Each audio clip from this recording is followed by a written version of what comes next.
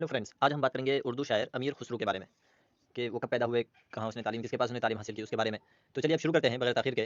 तो सबसे पहले कि वो he was the great Indo Persian poet, वो हिंद फारसी के अजीम शायर थे, यानी वो हिंदुस्तानी फारसी के अजीम शायर थे। ठीक है, अब चलते हैं आगे दूसरे नंबर पे कि वो जो है कि सूबा उत्तर प्रदेश के इटा जिले के पटियाली में 1253 ईस्वी में पैदा हुए।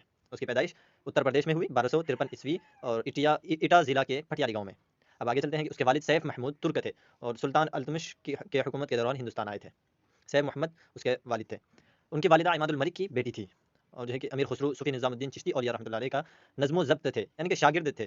उन्होंने जो है कि जो तरबियत हासिल की वो निज़ामुद्दीन चिश्ती औलिया रहमतुल्लाह अलैह के पास हासिल की थी। ठीक है, अब आगे चलते हैं कि वो शायर अमीर खुसरो का इंतकाल 1325 ईस्वी में हुआ और उसे दिल्ली में निज़ामुद्दीन औलिया की कब्र के दामन में सुपुर्द खाक कर दिया गया था।